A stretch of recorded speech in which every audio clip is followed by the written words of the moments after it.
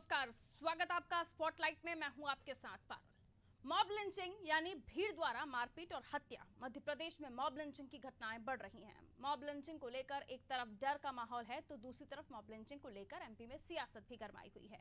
कांग्रेस ने नीमच की घटना को लेकर सरकार पर सवाल खड़े किए तो मामले में गृह मंत्री नरोत्तम मिश्रा ने कांग्रेस के पूर्व प्रदेश अध्यक्ष अरुण यादव के मॉब लिंचिंग के सवाल पर पलटवार किया। मिश्रा ने कहा कि मॉब लिंचिंग से प्रदेश में एक भी हत्या नहीं हुई, ये शब्द ही गलत है। जो सवाल पूछ रहे हैं उन्हें पहले शाब्दिक अध्ययन करना चाहिए। अब इस पूरे मामले पर बयानबाजी तो हो ही रही है, वहीं कहा यह भी जा रहा है कि पार्टी जब बिजली यानी कांग्रेस पार्टी जब बिजली और आदिवासियों की बात कर रही है तो अरुण यादव साहब ने मॉब लिंचिंग को अपने चुनावी क्षेत्र में एजेंडा बनाने के लिए क्यों चुना है। वो बात अलग है कि उन्हें टिकट मिलेगा या नहीं, ये बात की बात है। फिलहाल तो मॉब लिंचिंग पर सरकार फंसती हुई नजर आ रही है। तो इसी पर होगी आज स्पॉटलाइट में बात। तो उससे पहले आप ये रिपोर्ट देखिए।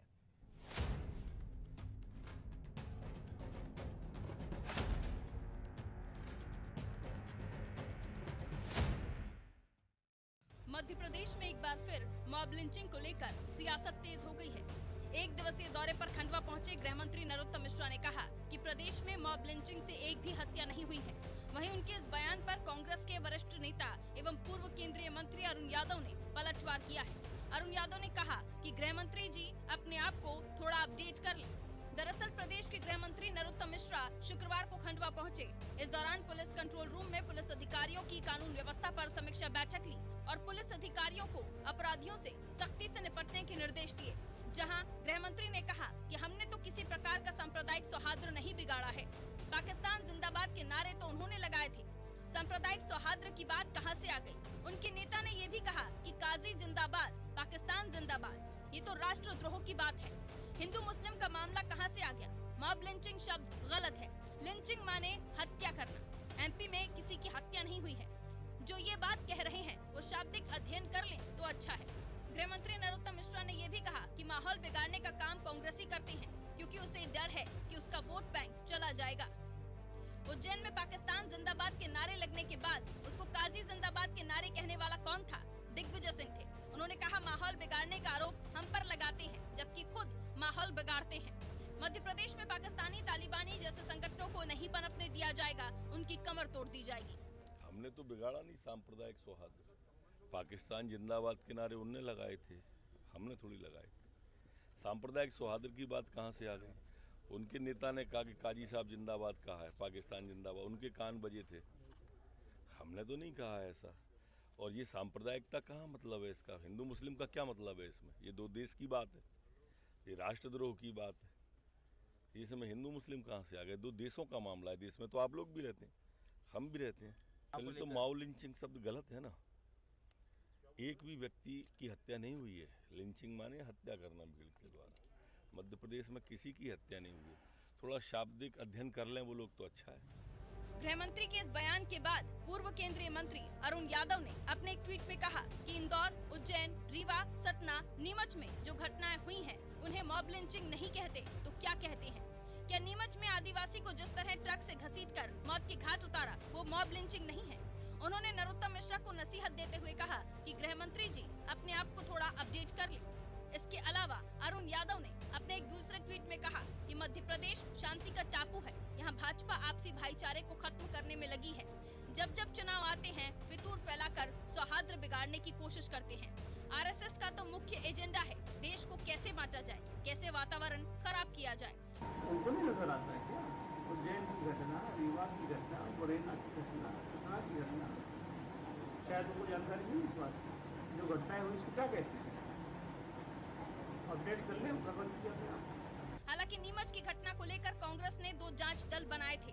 उसकी रिपोर्ट में भी ऐसा कुछ नहीं है जिससे कहा जा सके कि वो मॉब लिंचिंग की घटनाएं हैं। इसमें बीजेपी के मंत्री ओम प्रकाश सकलेचा पर जरूर आरोप लगाए गए हैं। यादव का बयान भी ऐसे समय पर आया है जब दिग्विजय सिंह इसको लेकर पहले ही बयानबाजी कर चुके हैं। यादव के रिएक्शन से साफ है कि वो इसे खंडवा उपचुनाव में मुद्दा बनाना चाहते हैं। हालांकि खंडवा से कांग्रेस किसे टिकट देगी ये पक्का नहीं है, लेकिन यादव प्रबल दावेदार है। लेकिन जब कांग्रेस बिजली आदिवासियों की बात कर रही है, ऐसे में यादव का ये लिंचिंग का राग बताता है कि कांग्रेस में सब कुछ ठीक नहीं चल रहा। ब्यूरो रिपोर्ट, अनादि टीवी।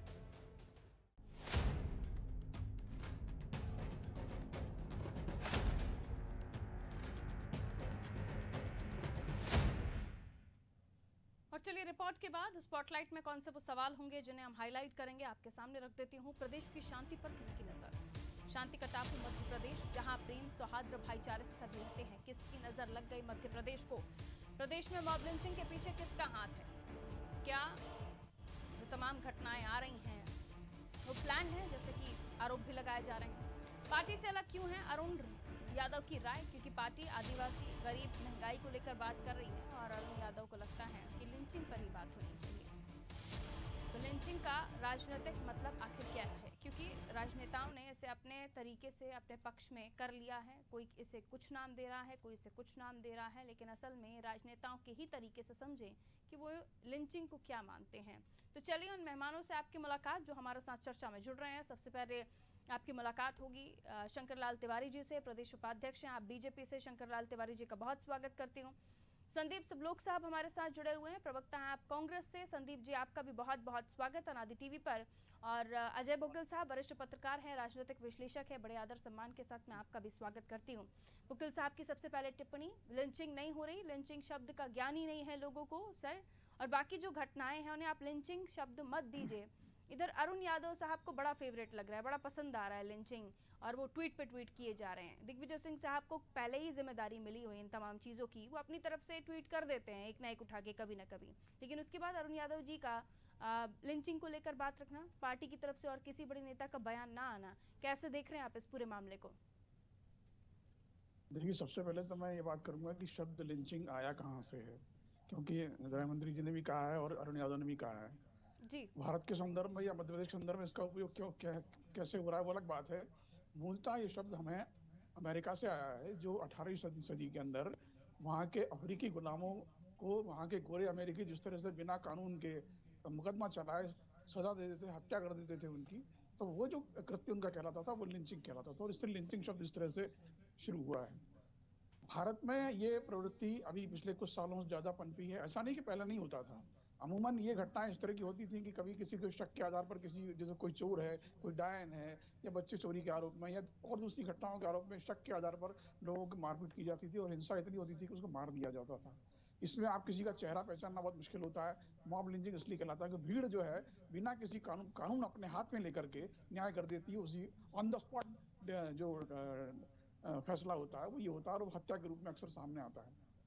अभी जो मामला उठाया गया है मध्य प्रदेश में, चूंकि इस तरह की घटनाएं अब तुलनात्मक रूप से कम हुई हैं, अगर आप रिकॉर्ड देखें तो सबसे ज्यादा घटनाएं इस तरह की झारखंड में हुई हैं, लेकिन मध्य प्रदेश में अभी ये नई शुरुआत है और ये वो अच्छी बात नहीं है, चाहे सरकार के लिए भी चाहे विपक्ष के लिए भी। इसको चुनावी मुद्दा बनाना चाहते हैं तो बना सकते हैं, वो अलग बात है, लेकिन मध्य प्रदेश में अगर ये घटनाएं होना शुरू हुई है तो ये भी हमारे लिए चिंता का विषय होना चाहिए। बिल्कुल वकील साहब, मैं आ रही हूँ आपके पास। शंकर जी आपके पास आ रही हूँ, क्यों आखिर इन्हें हम मॉब लिंचिंग तो ना कहें? चलिए मॉब लिंचिंग ना भी वो कहें, मॉब ये लिंचिंग घटनाएं तो है तो हो गलत सकता है, है, लेकिन इस तरह की घटनाओं प्रतिशोध के रूप में है वो ज्यादातर। तो प्रतिशोध के रूप में जो घटना है वो उस तरह की मॉब लिंचिंग में नहीं आता, क्योंकि मॉब लिंचिंग की निश्चित परिभाषा क्या है इस पर भी अभी फैसला होना है। दूसरी बात ये है कि मॉब लिंचिंग वाले मामले में कोई भारत में कानून नहीं है स्पष्ट रूप से।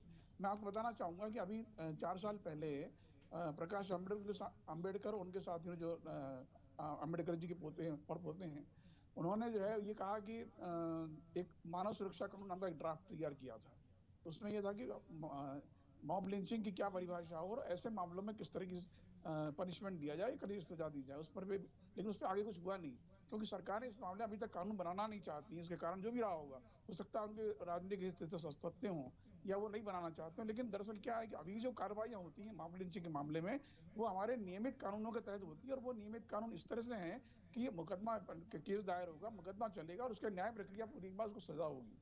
लेकिन मॉब लिंचिंग तो अलग तरह की मामला की at the spot, on the spot इस तरह की होती घटनाएं होती हैं, अचानक होती हैं और उसके बाद फैसला हो जाता है और आदमी की जान चली जाती है। तो इस मामले में कानून क्या किस तरह से कार्रवाई करे इसको लेकर अभी स्पष्ट नहीं है। सरकार कई बार मांग उठी है, इस पर गंभीर होने की जरूरत है, जो गंभीरता फिलहाल दिखाई नहीं दे रही है। अगर इन घटनाओं को रोकना है तो कड़ी कार्रवाई होनी चाहिए ऐसे लोगों पर, क्योंकि ये जो भीड़ तंत्र निकल कर आता है, मॉब लिंचिंग करने वाले जो लोग हैं, या चलिए आप इसे मॉब लिंचिंग ना भी करें, जो झुंड में आके किसी को जान से मारने तक की कोशिश करते हैं, इनके लिए सजा क्या होनी चाहिए? शंकर जी के पास हम जा रहे हैं। शंकर जी, आपको आवाज मिल रही है मेरी? शंकर जी, मिश्रा जी कह रहे हैं कि ये लिंचिंग ना कहिए इसको। लिंचिंग तो तब होता है जब आदमी, उसकी जान निकल जाए, उसकी सांसें थम जाएं, तो इसे क्या कहिएगा भला? शंकर जी को आवाज मिल रही है तो बताइए। अमेरिका का शब्द है और अमेरिका में कभी 200 साल पहले ये शब्द ईजाद हुआ और हिंदुस्तान में ये शब्द लाने वाले हैं वामपंथी और कांग्रेस। शंकर जी सुनिए ना, शंकर लाल जी, ये तमाम हिस्ट्री तो जो पूरी तमाम बता दी हमें वकील साहब ने। आप मुझे ये बताइए, ये शब्द जहाँ से आया, जहाँ से नहीं आया, मध्य प्रदेश में जो घटनाएं हो रही हैं उन्हें कुछ और नाम दे दीजिए, लेकिन ये इन घटनाओं का ना होना, इसके लिए कुछ करेंगे कि नहीं करेंगे? बिल्कुल करना चाहिए और सरकार इस पर सब कर रही है। जहाँ भी इस ढंग की मारपीट की घटनाएं, अभी गृह मंत्री जी ने बताया आपके चैनल में ही, अनादि चैनल में ही बताया कि यहाँ कहीं किसी की मृत्यु नहीं हुई, कुछ जगह कुछ घटनाएं मारपीट की हुई हैं और उन घटनाओं पर पुलिस प्रशासन ने जो भी कानूनी कार्रवाई आवश्यक है वो उसने उनके की है। अभी पाकिस्तान जिंदाबाद के नारे लगे, उस पर भी कार्रवाई हुई है और इस नाते ये सिर्फ राजनीतिक शिगुफा और सांप्रदायिक सौहार्द बिगाड़ने का काम कांग्रेस के मित्रों के द्वारा किया जाता है और एक घटना को वो इशू बनाते हैं और अनावश्यक रूप से। बाकी आपकी बात जो है कि इनको रोकना चाहिए, ये रुकनी चाहिए और सरकार इसके लिए कटिबद्ध है। सरकार ने जहां भी इस तरह की घटनाएं आई हैं सामने, उस पर पूरी कार्रवाई प्रशासन ने, पुलिस ने करी। ठीक है, अरुण यादव जी के ट्वीट आए हैं बैक टू बैक सामने। वो कह रहे हैं कि ये तो आप लोग, एक तो आरएसएस का काम है कि लोगों को तोड़ो, और उसके अलावा वो कह रहे हैं कि अलग अलग जगहों पर जो घटनाएं हुई हैं, इंदौर में, उज्जैन में, रीवा में, सतना में, नीमच में, उसको किस तरह से आदिवासी युवक को किस तरह से घसीट कर पीटा गया, उसकी मौत हो जाती है। ये जो घटनाएं हैं इन्हें हम क्या कहें? फिर वो ये पूछ रहे हैं, ये मॉब लिंचिंग नहीं है तो क्या है? अलग अलग जगह पे घटनाएं होना, उसको इतना पीटना व्यक्ति को कि उसकी मौत हो जाती है, क्या है फिर? देखिए, ये घटनाएं निंदनीय है। इनके अपराधियों को सख्त से सख्त सजा मिलनी चाहिए, पर ये अपराध जो है ये कहीं न सांप्रदायिकता से मतलब रखते हैं, न मॉब लिंचिंग बोलने वालों से कोई मतलब है। ये घटनाएं हैं और इन घटनाओं को रोकने का प्रयास जहां तक जितना संभव है सरकार पूरी ताकत से कर रही है, अपराधियों पर कार्रवाई कर रही है। अभी आपने देखा कि जिस आदिवासी को घसीटा गया, उस आदिवासी के अपराधियों को जेल डाल दिया गया और उनके घर तक नेस्तनाबूद कर दिए सरकार ने, और उनके ऊपर अन्य सभी कार्रवाइयां जो संभाव्य है, जो हो सकती है, बिना किसी कोताही के की जा रही हैं। अब अरुण यादव जी और दिग्विजय सिंह जी, उनके पास ट्वीट का धंधा है और ट्वीट के धंधे से ही वो राजनीति करते हैं और वर्ग संघर्ष कराने का कुप्रयास करते हैं। ठीक है, आ रहे हो, संदीप जी के पास चले जाते हैं। संदीप जी, शंकर लाल जी की बातों का तो आप जवाब दें ही, लेकिन उसके अलावा मसला ये भी है कि पार्टी का एक स्टैंड अरुण यादव जी अलग लेकर चलते, झंडा एक वो उठा के चल रहे हैं, एक झंडा दिग्विजय सिंह साहब उठा के चल रहे हैं। तो क्या अरुण यादव जी ये तमाम चीज़ों को हवा अपने उपचुनाव में टिकट पाने के लिए दे रहे हैं, या वहाँ पर अपनी राजनीति जमाने के लिए कर रहे हैं? क्योंकि वो एजेंडा समझ चुके हैं कि किस तरह से मैं चलूंगा तो आगे बढ़ पाऊंगा, पुराने मंजे हुए खिलाड़ी हैं। अरुण जी, सबसे पहले मैं आपको इसी सवाल का जवाब दे देता हूँ कि अरुण यादव जी जो झंडा लेके चल रहे हैं वो तिरंगा झंडा है और कांग्रेस का एकमात्र तिरंगा झंडा ही होता है जिसे वे लेके चल रहे हैं। अरुण यादव जी बहुत सीनियर हमारे लीडर हैं, केंद्रीय मंत्री रहे हैं और मध्य प्रदेश कांग्रेस के अध्यक्ष रहे हैं। उन्होंने जो बात की है उस बात को कहीं ना कहीं भारतीय जनता पार्टी के लोग नकारने का इसलिए प्रयास कर रहे हैं कि घटना तो हुई है। देखिए, अभी बहुत सारे कानूनी पहलुओं पे वरिष्ठ पत्रकार सम्मानीय अजय बोकिल जी ने सारी चीजें हमारे सामने रखी कि मॉब लिंचिंग वास्तव में है क्या। जब कोई समूह व्यक्तियों का बिना किसी योजना के किसी व्यक्ति को दंडित करने का काम करता है उसे हम मॉब लिंचिंग कहते हैं। और ये सुप्रीम कोर्ट ने 2018 में भी भीड़ का भयावह कृत्य बताते हुए इसे रोकने के संबंध में गाइडलाइन सरकारों को दी थी। की बात आगे बढ़ाना चाहूंगा कि मध्य प्रदेश में जो नरोत्तम मिश्रा जी ने कहा है कि एक की हत्या नहीं हुई, तो ऐसा लगता है कि केंद्र की सरकार हो, चाहे केंद्रीय नेता हो, ऊपर से नीचे तक जनता की आंखों में धूल झोंककर झूठ बोलने का काम करते हैं।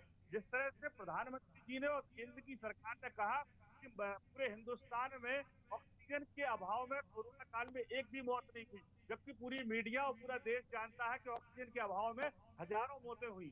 ठीक उसी तरह जो मध्य प्रदेश के नीमच में जो घटना, दुर्भाग्यपूर्ण घटना हुई है, इसको भी टीवी ने, मीडिया ने, तमाम लोगों ने देखा कि किस तरह से भीड़ के समूह ने एक आदिवासी को, निर्दोष को जिस तरह से बांध के घसीटा और उसकी हत्या कर दी है, और इससे नहीं है।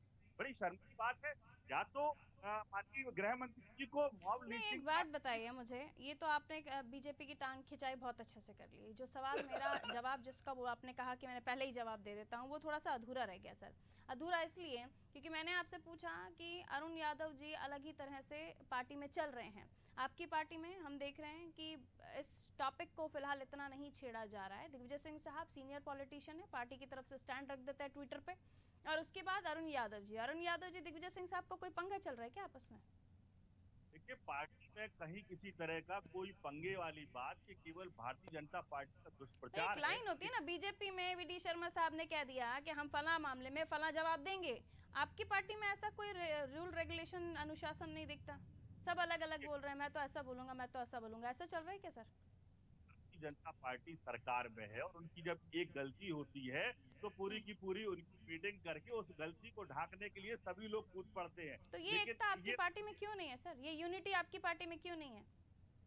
अरुण यादव जी अलग ही दिखाई दे रहे हैं। आपकी बात पे ही आ रहा हूँ। भारतीय जनता पार्टी की सरकार में रोज बड़ी बड़ी नई नई खामियां सामने आ रही है। हमारे सारे नेता एक एक करके उन खामियों को उठाने का काम कर रहे हैं। माननीय अरुण यादव जी मालवा क्षेत्र से संबंधित हैं। मालवा नीमच में जो बड़ी घटना हुई है, निश्चित रूप से उनकी जिम्मेदारी बनती है, उस क्षेत्र से संबंधित है। वहां नजदीक से उन्होंने लोगों को देखा, तो उस मामले को उन्होंने उठाया, और ये बात जायज है उनका उठाना। कह रहे हैं बाकी, नरोत्तम मिश्रा जी कह रहे हैं बाकी घटनाओं में मौत नहीं हुई है, इसे लिंचिंग नाम ना दे, प्रदेश को बदनाम ना करें। जो पाकिस्तान जिंदाबाद के नारे लगा रहे थे वो राष्ट्रद्रोह है, उनको उनकी सजा मिलेगी जो भी गलती करेगा। तो इस मामले में दिक्कत यह है कि क्या वाकई प्रदेश को बदनाम करने की साजिश हो रही है क्या? जनता पार्टी, फिर मैं कहूंगा कि अपनी गलतियों को, अपना कलंकित चेहरा छुपाने का प्रयास कर रही है। अगर वो कहते हैं कि पाकिस्तान जिंदाबाद के नारे लगाने वालों को हम सजा दिला रहे हैं, बिल्कुल मिलना चाहिए। भारत में रह के, भारत के, और भारत की अगर कोई तरफदारी ना करे तो वो देशद्रोही निश्चित रूप से है। लेकिन मैं आपको एक घटना याद दिलाना चाहता हूँ, जिसमें माननीय शिवराज सिंह जी मौजूद थे, रविशंकर प्रसाद जी और एक पाकिस्तानी नेता, दोनों ने खड़े होकर एक साथ पाकिस्तान जिंदाबाद के नारे लगाए थे। तो क्या वो देशद्रोह नहीं था? खैर छोड़िए, वो पुरानी बात हुई। हम नई बात करेंगे। जो बात आ रही है कि मॉब लिंचिंग मतलब हत्या होना, तो आप चाहते हैं कि जो सतना में घटना हुई, आज जो रीवा में घटना हुई, या महेशपुर में एक चूड़ी बेचने वाले, सतना में कोई घटना नहीं हुई प्रभु। बिल्कुल सतना में हुई है, रीवा में हुई है, इसके वीडियो। सतना में कोई घटना नहीं हुई। वो कह रहे सतना में कोई घटना नहीं हुई है। तथ्यहीन बात मत करिए। मैं मान लेता हूँ। नहीं ऐसे, अरे आप बोलो मैं मान लेता हूँ, आप मत बोलो मैं नहीं मान, ऐसे कैसे चलेगा सर? क्या सतना में घटना हुई है? संदीप जी तैयारी के साथ आए हैं कि नहीं आए हैं? हुई है कि नहीं है? शंकर जी कह रहे हैं नहीं हुई है। मैं सतना में बैठा हूँ। हाँ रुकिए शंकर जी, आप ही की बातों का जवाब ले रही हूँ। संदीप जी जरा म्यूट हो गए हैं, संदीप जी की ऑडियो दीजिए। भारतीय जनता पार्टी के लोगों ने जाके उस घटना को दबाने का प्रयास किया है, जिस घटना को नहीं, तो आपने फिर विपक्ष ने दबने कैसे दी उस घटना को? बाकी घटनाओं को तो दबने नहीं देते आप लोग, ये घटना कैसे दब गई फिर? अभी आपकी आवाज ही दब रही है सर। आती हूँ आपके पास, खैर मैं मजबूर हूँ, टेक्नोलॉजी थोड़ी सी अब दिक्कत करती है तो उसमें कर क्या सकते हैं। खैर मैं आ रही हूँ, ये आप कंप्लीट कर लीजिएगा इस बात को। शंकर जी, अब इस चीज की परिभाषा आप लोग जो भी अपने हिसाब से बना लें, राजनीतिक दल, वो आपके ऊपर है। लेकिन घटनाएं जो हो रही हैं उन्हें, क्योंकि एक में आपने सजा दी थी तो दूसरे रुक जानी चाहिए थी, खौफ होना चाहिए था कानून का ऐसे लोगों में। लेकिन उसके बाद भी ये घटनाएं रुकी नहीं, एक के बाद एक बढ़ती ही गई। अब इन्हें रोकने के लिए, जैसे आप लोग बोलते हैं ना कि हम कानून बनाएंगे, हम देख रहे हैं कि दुष्कर्म मामले में फास्ट ट्रैक और फांसी के कानून से भी कोई फर्क नहीं पड़ा। लेकिन ये ऐसे मामले जिनमें फर्क पड़ सकता है, तो कानून क्या काम करेगा, क्या वाकई, क्योंकि आप लोग लॉ बनाने में, कानून बनाने में बड़े एक्सपर्ट है, बहुत फास्ट फ्यूरियस काम करते हैं, तो इस मामले में भी कुछ होगा क्या शंकर लाल जी? मैंने आपको पहले भी विनम्रता पूर्वक कहा है कि सरकार ने जहां भी इस ढंग की घटनाएं हुई हैं उसमें तो वो तो जो पहले से लॉ है उससे नहीं डर रहा ना। लिंचिंग करने वाला व्यक्ति 10 लोगों को लेकर आता है, वो नहीं डर रहा कि आपके पुराने कानून जो भी हैं उससे नहीं डर रहा वो। तो क्या कोई कानून आएगा इस मामले में इसे रोकने के लिए? ये तो मैं अभी नहीं कह पाऊंगा, पर यदि आवश्यक हुआ तो इस तरह की घटनाओं को रोकने के लिए जो भी करना संभव होगा वो सरकार करेगी। अगर सरकार को लगता है कि कानून में कुछ चाहिए वो सरकार करेगी, पर अभी मैं अधिकृत नहीं हूँ इसका जवाब देने के लिए कि कोई नया कानून बनेगा क्या होगा। ठीक है। मैं आपको एक बात कहना चाहता हूँ, अभी आपने पूछा था कि दिग्विजय सिंह अरुण का यादव का कोई पंगा है क्या। संदीप जी मुस्कुरा रहे हैं, इनका पंगा है, वो न कह पाएंगे। उनको याद दिला रहा हूँ, ट्रैक्टर रैली जो थी किसानों की वो खिलौना रैली में बदल गई थी। अरुण यादव खंडवा से चुनाव लड़ने का। शंकर जी ये रख के नस पकड़ते हैं।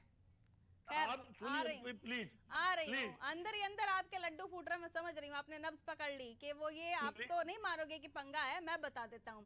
लेकिन असल में मैं जो सवाल पूछ रही हूँ शंकर जी, बड़ी ईमानदारी से बताइए कि इस मामले में किसी भी घटना में क्या कोई मौत नहीं हुई है? मिश्रा जी का बयान कि कोई भी घटना बता दीजिए किसी में मौत नहीं हुई है। मैं आपको पहले बात शंकर लाल जी वाली बात कीजिएगा। ये देखिए बिल्कुल तथ्यहीन बात थी। मिश्रा जी मुझे क्षमा करेंगे, मैं उनको व्यक्तिगत खंडन नहीं कर रहा हूँ। उन्होंने तो कह दिया कि शिवराज ने और केंद्र के नेता ने और उन्होंने पाकिस्तान जिंदाबाद के नारे लगाए थे। अब ये उन्होंने कह दिया सतना में हुई। अरे शंकर लाल जी देखिए कितने अच्छे से आप भाग गए ना मेरे सवाल से। मौत हुई थी या नहीं हुई थी? क्या आप ईमानदारी से मान रहे हैं कि इस मामले में ऐसी घटनाओं में कोई मौत नहीं हुई अभी तक? मॉब लिंचिंग की कोई घटना में मौत नहीं हुई। ये नीमच वाले व्यक्ति की मौत होना, आदिवासी की मौत होना, वो क्या था? देखिए उसमें कोई भीड़ नहीं थी, उसमें 4, 6, 10 लोग अधिकतम रहे होंगे। 4-6 लोग जिन्होंने उस गरीब आदिवासी को। भीड़ को क्या मानते, क्या भरी बचा? इसीलिए मैंने सवाल में रखा कि मॉब लिंचिंग की परिभाषा राजनेताओं के लिए क्या है। वो 8-10 भीड़ नहीं थे, अगर 100-200 में हो जाते तो भीड़ हो जाते। मरा ना एक आदमी, एक आदिवासी मरा ना, उसकी मौत हुई ना, कार्रवाई हुई तो मरा ना। मिश्रा जी इस मामले में ठीक नहीं बात कर पाए ना, मान लीजिए। क्या गलत थोड़ी ना सच स्वीकार करने में। नहीं ये सत्य है कि घटना हुई, उसको कोई नहीं छुपा सकता। समझ गए। और घटना के बाद कार्रवाई भी हुई है। पर मैं एक चीज पूछना चाहता हूँ प्लीज, ये आरएसएस का फीविया क्यों है इनको सबको? कोई विषय हो, बुकिल साहब, राजनीति जो ना करे, परिभाषा शब्दों की बदल दे, कोई फर्क नहीं पड़ता। बस राजनीति में जो सिद्धांत होता है कि हम करे तो सब सही, दूसरा करे तो सब गलत। बुकिल साहब आरएसएस का नाम लिए कांग्रेस के नेताओं का कोई बयान नहीं है। समय आप शंकर जी, मेरे पास काम है, बुकिल जी को बोल लेने दीजिए। बुकिल साहब देखिए आपने जो कहा बात सही है। इसमें असल में अरुण यादव ने ये मुद्दा भी क्यों उठाया, इस पर हमें थोड़ा सा ध्यान देना चाहिए। आपने ऐसे कहा कि खंडवा लोकसभा का जो है उपचुनाव होने की संभावना जल्दी है। उन्होंने अगर ये मुद्दा उठाया तो मुझे जहाँ तक समझ में आ रहा है कि एक तो खंडवा जो कॉन्स्टिट्यूंसी है लोकसभा की, वहाँ पर अल्पसंख्यक वोट तुलनात्मक रूप से काफी हैं और आदिवासी वोट भी काफी हैं। क्योंकि ये दो घटनाएं हुई हैं, एक अल्पसंख्यक से जुड़ा हुआ मामला है, दूसरा आदिवासी से जुड़ा हुआ मामला है। हालांकि इसका खंडवा कॉन्स्टिट्यूएंसी से सीधा कोई संबंध नहीं है, इसलिए उसका राजनीतिक लाभ उनको कितना मिलेगा ये कहना बड़ा मुश्किल है। लेकिन फिर भी उन्होंने एक इश्यू बनाने की कोशिश की है इसको। लेकिन मध्य प्रदेश का जो वातावरण है, जहाँ तक मेरी जानकारी है, उतना कटुतापूर्ण नहीं है जितना दूसरे राज्यों के अंदर। जिस तरह से प्रचार किया जा रहा है वो सही है क्या सर मध्य प्रदेश के लिहाज से? हाँ नहीं गलत है ना ये तो। भाई अगर आप इस तरह के इश्यूज को बनाना चाहते कि चुनावी मुद्दे की दृष्टि से है तो वो तो गलत है। हाँ लेकिन मानवीय आधार पर अगर ये बात उठ रही है तो वो निश्चित रूप से सही है, क्योंकि किसी के साथ चाहे आदिवासी हो, चाहे अल्पसंख्यक हो, चाहे मुसलमान हो, कोई भी अगर इस तरह से मामले कोई भी अधिकार किसी के पास नहीं है कि आप बगैर किसी कसूर के किसी को मार के मौत के घाट उतार दें। संजीव जी जल्दी से आपकी टिप्पणी। अरुण यादव जी क्यों मुद्दा बना रहे हैं इस चीज को? यादव जी इस बात को मुद्दा बनाने वाली बात बिल्कुल नहीं है। जो घटना घटी है ये मध्य प्रदेश के इतिहास में शर्मनाक घटना है। हमारा मध्य प्रदेश शांति का टापू रहता आया है और इस तरह की घटनाएं केवल खंडवा में उठाए जाने की बात या नीमच की घटना की बात नहीं करूंगा। मध्य प्रदेश में 6 आधा दर्जन जगहों पर इस तरह की घटनाएं हुई हैं। भले ही मौत एक की हुई है लेकिन लोगों में खौफ खत्म हो रहा है और शासन और प्रशासन इन घटनाओं को दबाने का प्रयास कर रहा है, ढांकने का प्रयास कर रहा है, जबकि इन घटनाओं पर कार्यवाही करके लोगों में एक विश्वास का माहौल बनना चाहिए और अपराधियों में भय का माहौल शुक्रिया सर। माफी के साथ इससे ज्यादा हम चर्चा को आगे नहीं बढ़ा सकते। बहुत बहुत शुक्रिया आप तीनों का हमारे साथ जुड़ने के लिए। बुकुल साहब बहुत शुक्रिया, आपने हमें समय दिया। शंकर जी बहुत शुक्रिया, आपने हमें समय दिया। संजीव जी आपका भी बहुत बहुत शुक्रिया, आप हमारे साथ जुड़े, समय दिया। कांग्रेस की अपनी स्ट्रैटेजी है, अगर ये इलेक्शन से जुड़ी हुई है तो बहुत ही गलत है, क्योंकि इस मामले में ना केवल आप कानून को लेकर तो बात कर ही रहे हैं, आप जो घटनाएं हैं उनको लेकर तो आप बात कर ही रहे हैं, कानून व्यवस्था पर सवाल उठा रहे हैं, लेकिन प्रदेश को लेकर जो बाकी जगहों पर मैसेज जा रहा है वो गलत है। और रही लिंचिंग की घटनाओं की बात, तो लिंचिंग की घटनाओं को लेकर शंकर जी ने यहाँ पर खुद स्वीकारा कि एक की मौत हुई है। अब लिंचिंग का मतलब ये तो नहीं कि 5 लोगों से अगर कम की संख्या होगी, 10 लोगों से कम की संख्या होगी तो उसे लिंचिंग ना कहिएगा, लोगों की भीड़ द्वारा किसी को मारना ना कहिएगा। और अगर ऐसा डिसाइड है पहले से तो एक नियम निकाल देने चाहिए कि इतने लोगों में लिंचिंग कहलाएगा, इतने लोगों में लिंचिंग नहीं कहलाएगा। और अगर ऐसा नहीं है तो स्वीकार करना भी आना चाहिए। और इसके अलावा अगर बात कांग्रेस की करें तो कांग्रेस से अरुण यादव जी इस मामले को आगे लेकर जा रहे हैं, और क्यों लेकर जा रहे हैं बुकिल साहब जी ने बहुत साफ साफ हमें बताया कि उनकी कॉन्स्टिट्यूएंसी में जहां से वो टिकट के लिए डिमांड करने की कोशिश कर रहे हैं या ये वातावरण बना रहे हैं कि उससे उन्हें टिकट मिल जाए, तो वहां पर आदिवासी और अल्पसंख्यक वोटर्स ज्यादा हैं। और ऐसी स्थिति में ये राजनेता बड़े ही अच्छे से उन मुद्दों को उठाते हैं जिससे उनके क्षेत्र का जो प्रभाव है उन मुद्दों को लेकर उनकी तरफ वोटर खींचे, उन्हें बहुत अच्छा समझा जाए। और अगर ऐसा अरुण यादव जी यही सोचकर कर रहे हैं तो इस मामले में प्रदेश की भी बदनामी होती है। फिलहाल मुझे दीजिए इजाजत, और खबरों के लिए आप देखते रहिए अनादि टीवी। रखिए अपना ख्याल, नमस्कार।